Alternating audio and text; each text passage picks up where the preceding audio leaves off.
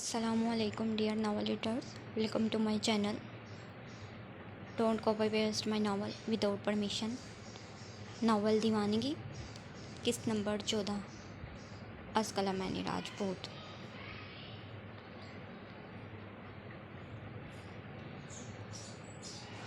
Dark brown jeans के साथ चॉकलेटी ब्राउन शर्ट पहने, बालों को नफासत से सेट किए, हाथों में महंगी घड़ी और पाँव में महंगे शूज़। फारिस शाह अपनी तमाम तर मर्दाना वजाहत लिए इस वक्त शाह हाउस के ड्राइंग रूम में मौजूद था। उसके ब्रांडेड परफ्यूम की खुशबू से पूरा ड्राइंग रूम महक रहा था। इस वक्त वो अपने मोम डैड के साथ यहाँ मौजूद था। ड्राइंग रूम में अलमी, शाह और शाइजा भी मौजूद थे, जबकि महा और यशन ने अभी आना था।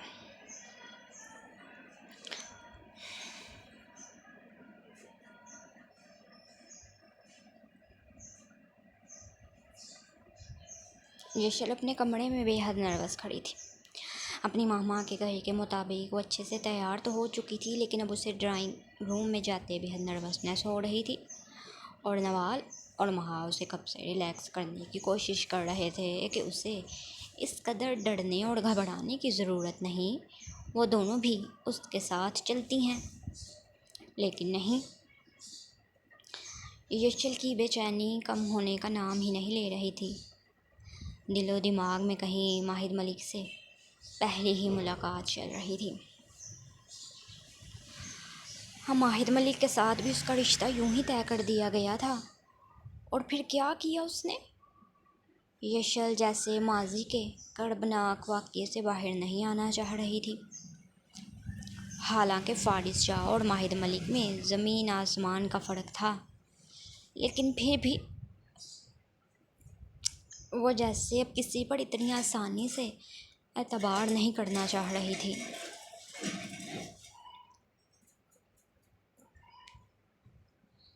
यशल, बस अब आ भी जाओ। आंटी के भेजे गए पैगाम को 10 मिनट हो चुके हैं। वो सब तुम्हारा इंतज़ार कर रहे होंगे। अब की बार नवाल ने आगे बढ़े यशल का हाथ हमें कहा था। अभी 10 मिनट पहले ही मुलाजिमा ने आकर उन्हें शाइजा का पैगाम दिया था कि वो उसे नीचे ड्राइंग रूम में बुला रहे थे, लेकिन नहीं।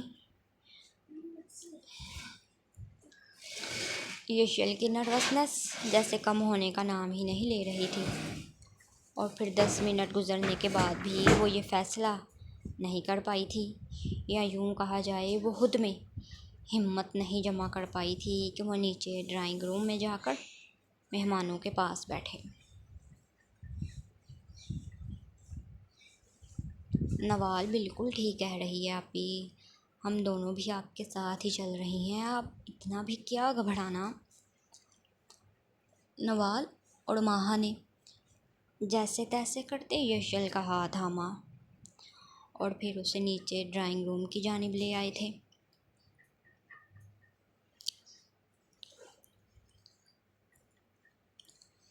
यशल बीबी जी, वो बड़ी बीबी जी ने आपको ये चाय भी साथ लाने को कहा है। बाकी लवाजमात में अंदर रखा ही हूँ, बस आपको ये चाय का ट्रे लेकर जाना है। मुलाजमा, जिसे शाइजा ने सब कुछ समझा दिया था, यशल को नीचे आता देख उसे उसकी मामा की कही गई बात दोहराई तो यशल ने रूहान से हुए नवाल और महा की जानिब देखा था। मैं ये ट्रे नहीं पकड़ूंगी नवाल, ऐसा करो तुम पकड़ लो। यशल ने जैसे ही ट्रे थामा तो वो जिस कदर नर्वस हो रही थी, उसके कपाते हाथों की लर्जिश से ट्रे में मौजूद चाय के कप कांप रहे थे। और यशल वो बेहद कंफ्यूज हो रही थी, इसलिए अगले लम्हे ट्रे महा को थामने को कहा तो नवाल ने उसे एक सख्त घूड़ी से नवाजा था, जो कि बिल्कुल बच्ची बनी हुई थी। ये तुम कैसी बातें कर रही हो यशल, मैं भला कैसे ये ट्रे लेकर जा सकती हूँ। हाँ तो फिर ठीक है, मैं भी नहीं लेकर जा रही नवाल। के इनकार करने पर यशल ने नाक मुंह फुलाई कहा था। वो इस वक्त वाकई में बहुत घबराई हुई लग रही थी। अच्छा ठीक है, आप लाएं ये ट्रे, मैं ले जाती हूँ, आप मेरे पीछे पीछे आ जाएं। महा जो कि करीब ही खड़ी थी, इस सारी सिचुएशन को देखते उसे शदीद कोफ्त महसूस हुई, लेकिन अपनी आपी के हाथ से वो चाय का ट्रे थाम लिया था और अब बड़े कॉन्फिडेंस से आगे चलते यशल और नवाल को अपने पीछे आने को कहा। तो यशल ने महा की करम नवाजी पर सद शुक्र किया था और फिर महा तो कदरे खुशगवार मूड के साथ, जबकि यशल वो अपने तेज़ धड़कते दिल और अपने हाथ की उंगलियों को मरोड़ते अगले ही पल लम्हे ड्राइंग रूम में दाखिल हुई थी।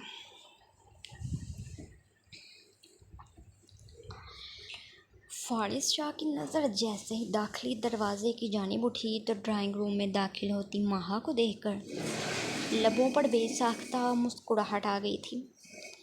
हल्के पीले रंग की स्टाइलिश सी फ्रॉक के साथ हम रंग खुला प्लाजो पहने, सर पर अच्छे से दुपट्टा ओढ़े, बिना किसी मेकअप के वो चाय का ट्रे थामे अंदर आ रही थी और फारिस शाह उसकी खूबसूरत मुस्कुराहट को देखते मुस्कुराए बिना नहीं रह पाया था।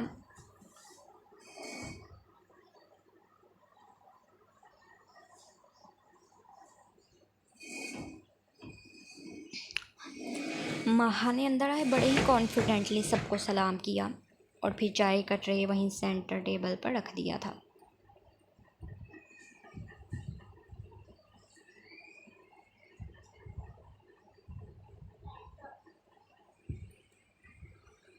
माशाल्लाह आपकी बेटी बहुत प्यारी है शाइजा बहन।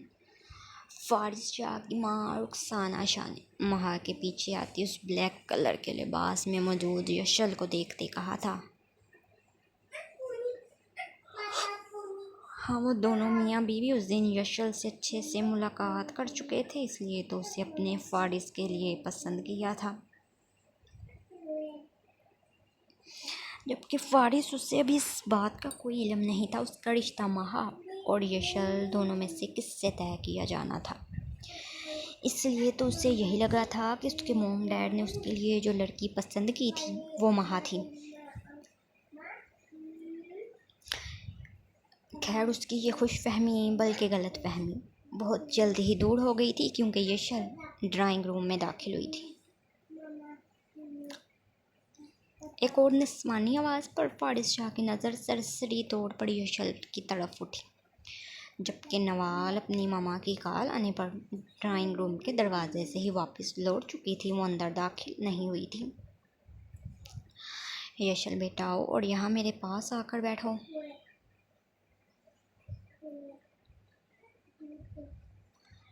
रुखसाना बेगम ने जैसे ही यशल का नाम लिए उसे अपने करीब आकर बैठने को कहा, तो यशल ने घबराहट से अपने हाथ की उंगलियों को मज़ीद सख्ती से मसलना शुरू किया था। अब और कोई चारा नहीं था, इसलिए वो अपनी फ़्रॉक को संभालते छोटे छोटे कदम उठाए रुखसाना बेगम के करीब जाकर बैठ गई थी, जबकि महा वो अपनी मामा के करीब आकर बैठ चुकी थी। और फारिस शाह बेहद कंफ्यूज बैठा अपनी मोम को देखने लगा, जिन्होंने उसे आंखों ही आंखों से यशल की जानिब इशारा किया था उसे कि उसे लड़की कैसी लगी। खूबसूरत नैनो नकुश मोटी मोटी आंखें जो शर्म व हया से झुकी हुई थीं, हल्का फुल्का सा मेकअप और झुकी हुई पलकें। फारिस शाह ने अपनी मोम के करीब बैठी इस लड़की पर सरसरी से निगाह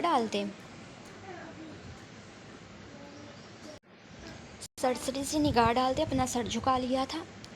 चाय पानी के बाद सब बातों में मसरूफ़ हो गए और महा, यशल और फारिस वो सख्त बोर होने लगे थे, जब अगले ही पल महा की ज़ुबान में खुजली हुई और उसने अपनी मामा से इजाज़त ली कि वो फारिस भाई को अपना घर दिखा ले, जिस पर शाइजा ने हाँ में सर हिलाया था। हाँ, उन्हें फारिस शाह पहली ही नज़र में बहुत अच्छा लगा था और आज भी वो जब से ड्राइंग रूम में आया था उसकी नज़रें एक पल के लिए भी नहीं उठी थीं। वो सबसे बहुत मुस्कुराकर अच्छे से बात कर रहा था और शाइजा और अलमीशा को उसकी ये हरकत बहुत पसंद आई थी। वो वाकई में बहुत अच्छे अखलाक का मालिक है।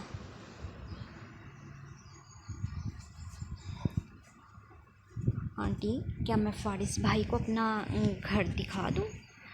माहा ने अपनी मासूमियत भरी आवाज़ से रुखसाना बेगम को मुखातिब किए इस्तफसार किया, तो उसके शौकफन और लहजे की मिठास पर रुखसाना बेगम उसे इनकार कर ही नहीं पाई थी। हाँ बेटा, ज़रूर, और हाँ, यशल बेटे को भी अपने साथ ले जाओ, वो हम बड़ों के दरमियान बैठे ज़रूर बोर होती रहेगी। रुखसाना बेगम ने यशल के सर पर हाथ रखे शफकत भरे लहजे में कहा, तो यशल इस बात को सुन अपना सर झुका गई थी। उससे बेसाख्ता ही माहा पर गुस्सा आया था, जिसने नया पिंडोरा बॉक्स खोल लिया था, जबकि फारिस शाह इस चुलबुली लड़की को देख मुस्कुराए बिना नहीं रह पाया था, जिसकी मौजूदगी की वजह से माहौल काफ़ी खुशगवार था। वरना यशल तो जब से बैठी थी उसने कोई बात नहीं की।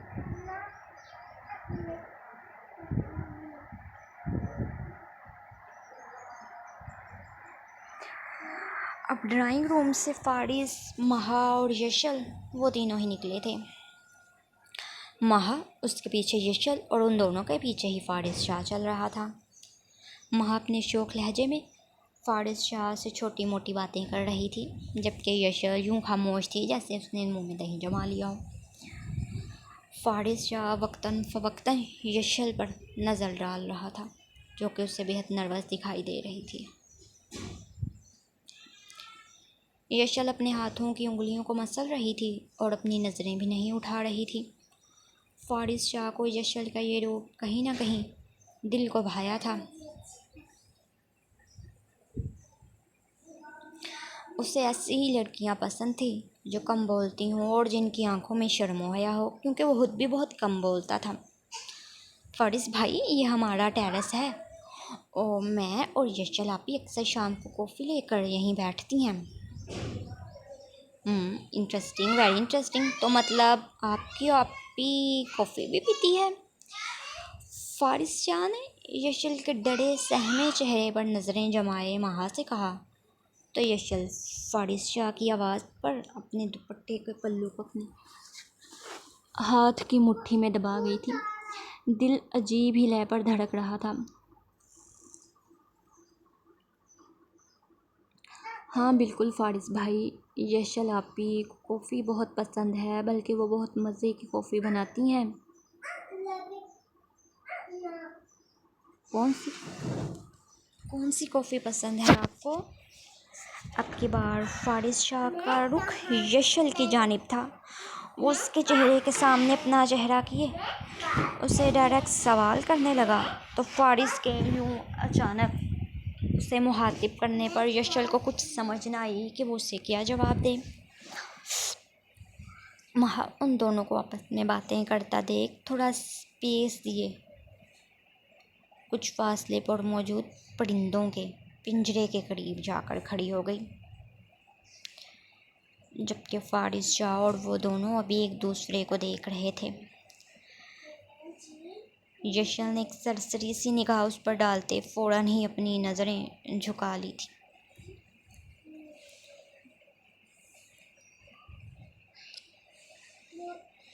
बस बस, और कितना नीचे सर करेंगी, आपकी गर्दन अकड़ जाएगी। इजी होकर खड़ी हूँ, आप इतना डर और घबरा क्यों रही हैं? फारिस शाह ने आखिरकार अपने दिल की बात जुबां पर लाते यशल के यूं बेहद करीब, बेहद कंफ्यूज और नर्वस होने के बारे में सवाल किया था। हाँ, वो समझ रहा था कि ये उनका पहला इंटरेक्शन था, तो यशल नर्वस हो रही थी, लेकिन वो कुछ ज़्यादा ही पैनिक कर रही थी, इसलिए फारिस ने उसे रिलैक्स करना चाहा। उसके लहजे तर्ज मुखातिब पर यशल काफ़ी हद तक रिलैक्स भी हुई थी। वैसे एक बात कहूँ, आपकी बहन बहुत बोलती है। फारिस शाह की नज़र कुछ ही फासले पर खड़ी महा की जानिब गई, तो वो परिंदों से भी बातें करने में मसरूफ़ थी, जिससे देख फारिस शाह ने सर झटकते शरारत भरे अंदाज में यशल से कहा। तो यशल की नज़र भी वहाँ पड़ गई थी।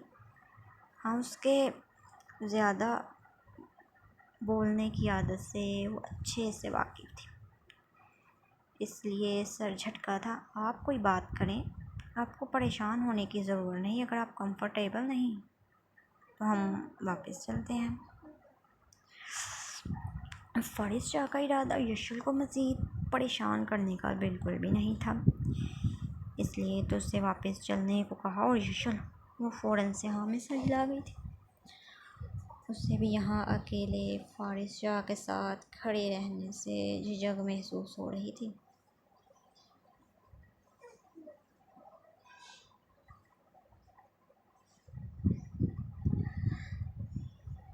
ज़रा सा झुककर महा और यशल को आगे चलने का इशारा करते फारिस शाह भी मुस्कुराता उन दोनों के पीछे चल दिया था। वो तीनों बच्चे जैसे ही ड्राइंग रूम में दाखिल हुए, सब बड़े उनकी जानिब मुतवज्जे हुए थे। रुखसाना बेगम ने यशल को अपने करीब आकर बैठने को कहा तो उनकी एक जानिब यशल जबकि दूसरी जानिब फारिस शाह आकर बैठ चुका था।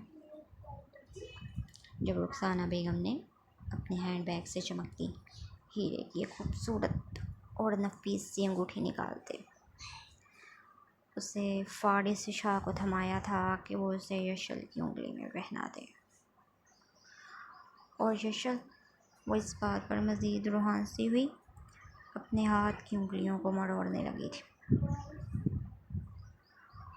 और उसकी नर्वसनेस को फारिस शाह ने अच्छे से महसूस किया था, इसलिए अपनी मोम को बड़ी वापस कर दी थी। इसे आप ही पहना दे मोम, फारिस शाह ने रसानियत से कहा। तो जहाँ यशल कुछ पुरसुकून हुई थी, वहीं रुखसाना बेगम फारिस की बात पर चाहकर भी इनकार नहीं कर पाई थी। उन्होंने फारिस की बात पर हाँ में सर हिलाया और फिर वो रिंग थामे उसे यशल के हाथ की जीनत बना दिया था, और महा उसने चहकते तालियां बजाना शुरू कर दी थी, जिससे ड्राइंग रूम का माहौल खुशगवार हो गया था।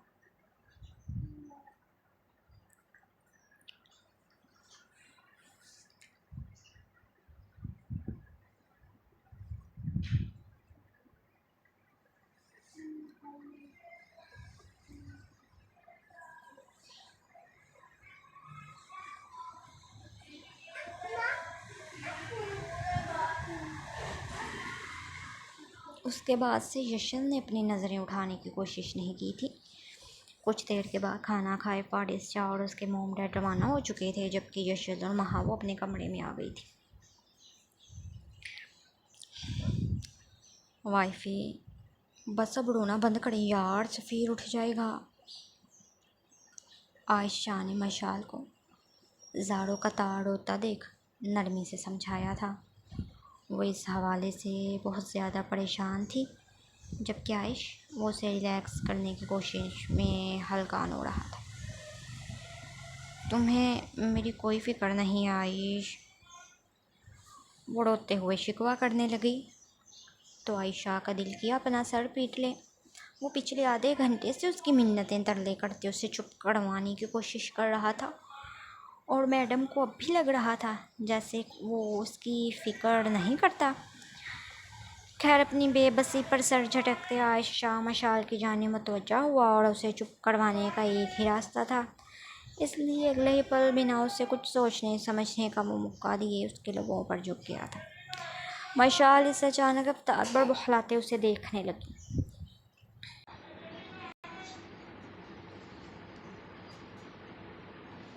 और इससे पहले कि मशाल कुछ बोलती एक बार फिर से नाराज़गी का इजहार करती, आयश ने उसे फ़ौरन ही टोकते अपनी बात कहना शुरू की थी। बस रिलैक्स हो जाएं वाइफी यार, और एक मिनट, ये रहा रिमोट, ये देखें।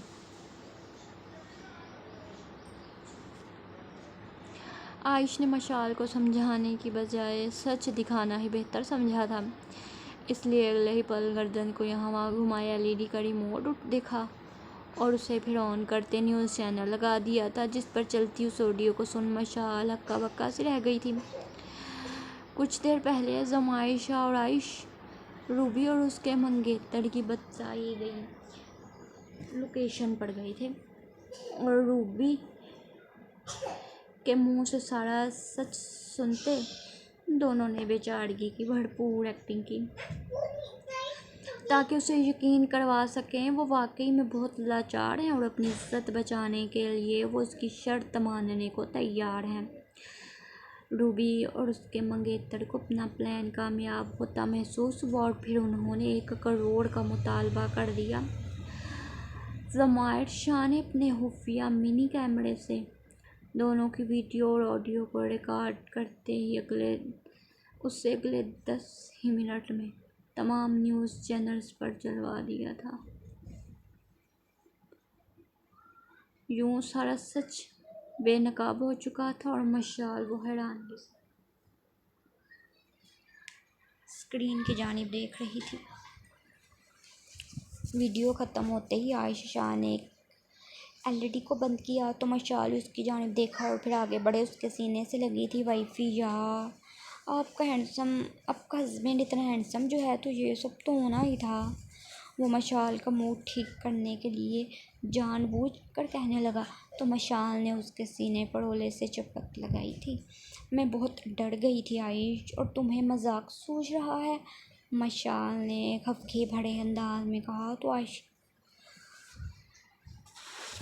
ढेटाई से मुस्कुराते अपने सीने पर रखे उसके हाथ को अपने लबों से लगा गया था और इससे पहले वो उस पर अपनी बाहों का हसार मज़ीद तंग करते अपनी बेचैनी आवाज़िया करता।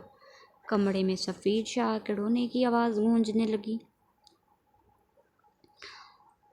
जिसे महसूस किया मशाल फ़ौरन से आयशा से दूर होते सफ़ीर शाह को उठा गई। तो वहीं आयशा वो इस वक्त सफ़ीर के उठने और उन दोनों को डिस्टर्ब करने पर सख्त बदमज़ा हुआ था। वाइफी यार इस लाउड स्पीकर को जल्दी सुलाएं, ये वक्त मेरा है, साला इस पर भी कब्ज़ा करना चाह रहा है। आयशा नाक मुंह फुलाए सख्त बदमज़ा हुए बोला। तो मशाल ने आयशा के नरूठेपन को देख सर झटका था।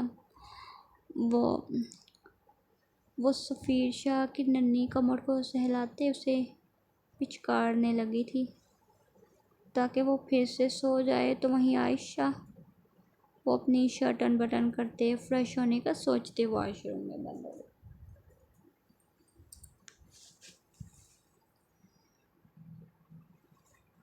माहिद मलिक की ये सारी रात बेचैनी में कटी थी। उसका दिल चाह रहा था कि वो भी इसी वक्त पाकिस्तान पहुंच जाए। अपने दिल की कैफियत को बहुत देर तक नज़रअंदाज करते आखिर वो इस फैसले पर पहुंचा कि उसे पाकिस्तान जाना चाहिए। हाँ, उसके मोम डैड तो नाराज़ थे, वो उनके लिए वापस जा रहा था, ऐसा उसने अपने दिल को तसल्ली दी थी। जबकि हकीकत तो यही थी कि जशन का किसी और के साथ रिश्ता तय होने का सोचते वो तब से जल भून रहा था। उससे ये बर्दाश्त ही नहीं हो रहा था वो किसी और के नाम की हो जाएगी। कोई उसके हसीन शराबे को देख हर अगले ही पल अपना मोबाइल उठाए फ़ोन उठाए उसने एक्सेप्ट एजेंट को कॉल की अपनी कल की टिकट बुक करवाने का कहा था।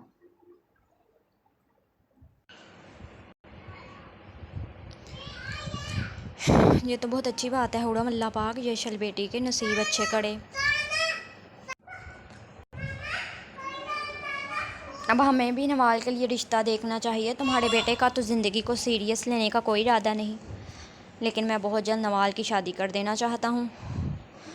हुड़म ने सुबह डाइनिंग टेबल पर जब अबराज मलिक को ये बात बताई कि कल रात ही शाइजा ने उसे कॉल किए यशल का रिश्ता तय करने के बारे में बताया, तो अबराज मलिक ने यशल को ढेरों दुआएं दी थी। वो उसे बिल्कुल नवाल की तरह अजीज़ थी और उसकी बहुत ख्वाहिश भी थी कि वो उसके घर की बहू बन जाए। लेकिन माहिद मलिक को ऐसा मंजूर नहीं था और वो बच्चों के साथ ज़बरदस्ती नहीं करना चाहता था, इसलिए हालात से जैसे समझौता कर लिया था। उसने अपने दिल को राज़ी कर लिया था कि यशल और माहिद का वाकई में कोई जोड़ नहीं था। खैर इस अनचाहे रिश्ते को बहाने से वो दोनों फैमिलीज़ ही बच चुकी थी। नवाल रात देर गई ही शाह हाउस से वापस लौटी थी, इसलिए अभी तक अपने कमरे में सो रही थी और उसका जिक्र करते अबराज मलिक ने हुड़म को वाज़िया कर दिया कि माहिद मलिक शादी नहीं करना चाहता तो ना सही, लेकिन वो बहुत जल्द नवाल की शादी करते उसे अपने घर का कर देगा। जिस पर हुड़म भला क्या कहती। उसने भी हाँ में सर हिला दिया था कि ठीक है, जैसे उसे बेहतर लगे। अबराज मलिक अपना नाश्ता ख़त्म किए फिर ऑफिस के लिए निकल चुका था और हुड़म वो मुलाजमा को बर्तन समेटने का कहते। जैसे ही लाउंज में दाखिल हुई तो सामने से लाउंज में दाखिल होती उस शख्सियत को देखकर उसके कदम वहीं रुक गए थे। सामने से कोई और नहीं, माहिद मलिक आ रहा था। बिखरे बाल, सूजी हुई आंखें और अफसा हुलिया, वो कदरे बीमार लग रहा था।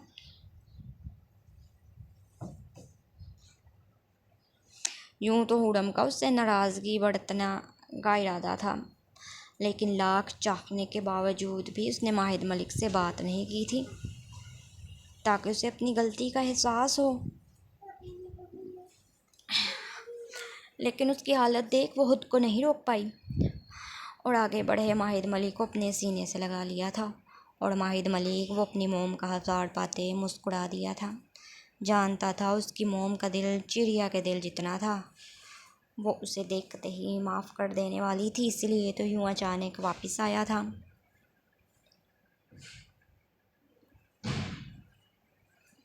मोम यार, ऐसे रोकर तो मेरा वेलकम ना करें। माहिद मलिक के सीने से लगते ही हुड़म की आंखों से आंसू बहने लग गए थे और अपनी मोम को रोता देख माहिद मलिक के दिल को कुछ हुआ, इसलिए अगले ही पल उसके दोनों कंधों से थाम अपने रूबरू खड़ा किए, इल्तिजाइया कहा था। वो पहले ही बहुत परेशान था और अपनी मोम का रोता हुआ देख उसकी परेशानी में मज़ीद इजाफा हुआ था। माहिद, तुम मुझे बहुत तंग करते हो, रोते हुए हुड़म ने शिकवा किया तो माहिद मलिक ने झुककर अपनी मोम की पेशानी पर मोहब्बत से अपने होंठ रखे थे। I am sorry mom, I am really sorry, मैं सब कुछ ठीक कर दूंगा, आप यहाँ बैठे मेरे साथ। माहिद मलिक न जाने उसे क्या कहना चाह रहा था। वो उसे अपने हसाड़ में लिए सोफ़े पर बैठा और फिर अपनी मोम का हाथ थामे अपने लबों से लगाया था। I am sorry mom, I am really sorry, मैंने आपको बहुत परेशान कर दिया, लेकिन देखें मैं अपनी गलती सुधारने आ गया हूँ।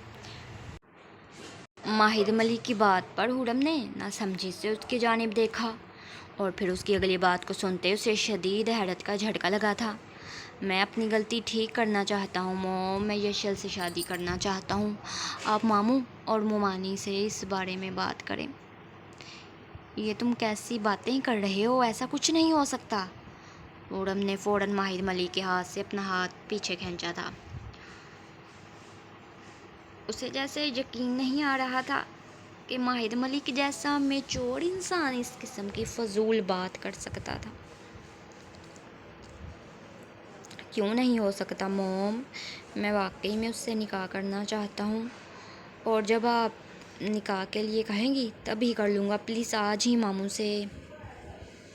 मैंने कहा ना ऐसा नहीं हो सकता माहिद, इस बात को छोड़ दो, यशल का रिश्ता तय हो चुका है और अगले जुम्मे उसका निकाह है। इससे पहले कि माहिद मलिक अपनी बात मुकम्मल करता, हुड़म ने उसकी बात को दरमियान में टोकते हकीकत से आगाह किया था कि जैसा वो सोच रहा था वैसा हरगिज़ नहीं होने वाला था। यशल किसी और के नाम हो चुकी थी और तो और अगले जुम्मे उसका निकाह भी था। निकाह? लेकिन ये कैसे हो सकता है मोम, आप प्लीज़ मामू से बात करें।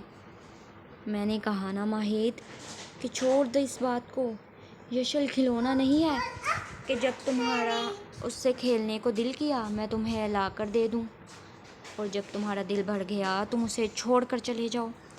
तुमने खुद अपने पूरे होशो हवास में इस रिश्ते को तोड़ा था, अब दोबारा मैं इस मामले में तुम्हारी कोई मदद नहीं कर सकती। क्यों मेरे भाई और भाभी की नज़रों में मुझे गिराना चाहते हो? एक बार तो वो हम सबको माफ़ कर चुके हैं, लेकिन दोबारा मैं कभी भी उन्हें नाराज़ नहीं करना चाहती। माहिद मलिक की फजूल सी बात पर हड़म का रद्द अमल शदीद था और माहिद मलिक वो कितनी ही देर कुछ नहीं बोल पाया था। वो तो यही सोच कर आया था कि वो अपनी मोम को भुला फुसला कर उसे मामू के घर भेजे, फिर से यशल को अपने नाम कर लेगा। लेकिन नहीं, उसकी मोम ने यह खबर सुनाते कि अगले जुम्मे उसका निकाह था। अब राज मलिक के दिल की दुनिया हिला दी थी। वो खामोशी से अपनी मोम के करीब से उठा और फिर सीढ़ियाँ फलांगते तेज़ी से अपने कमरे में बंद हो गया था। उन्हें समझ नहीं आ रही थी कि यशल को पाने के लिए वो क्या करे।